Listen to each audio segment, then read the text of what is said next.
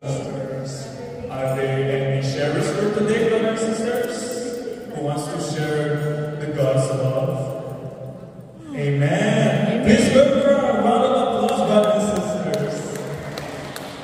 Amen. Amen. Praise God. Amen. Isang mapagpalang umaga po sa ating lahat. Lalo na sa ating kay Yahweh Shaddai. Amen. Alam niyo po, God is a God of surprise. Amen? Amen. Natagpuan ko po ang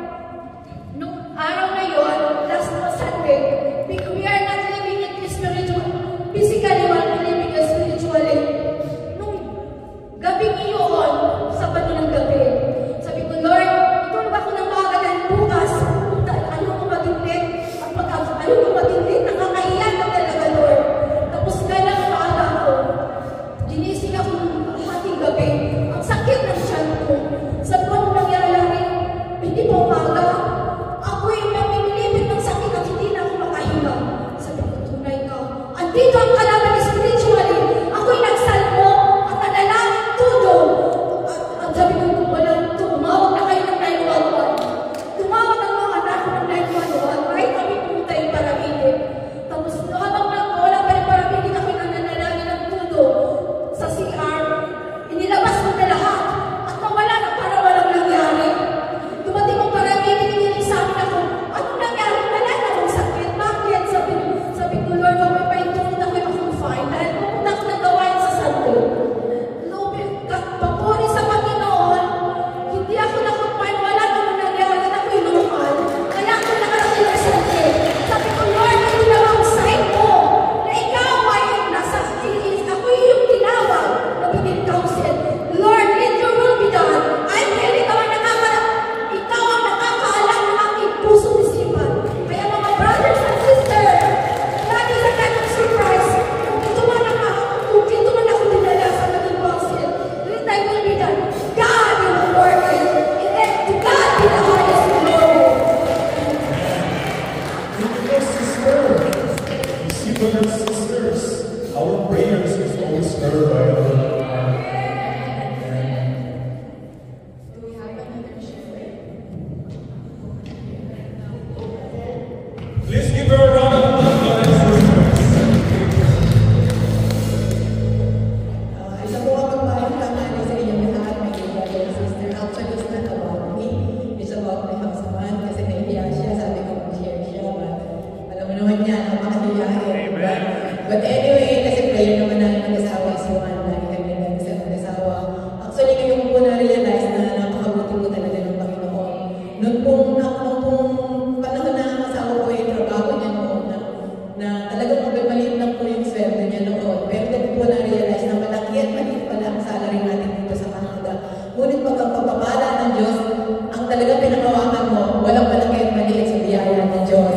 Doon ko po talaga na-realize kasi kung ano yung gastos namin noon, mababa ang salary niya at ako, parang hindi nagkukulang talaga ang Diyos sa amin. Yun po talaga ang pinagpapasalamat ko sa Panginoon.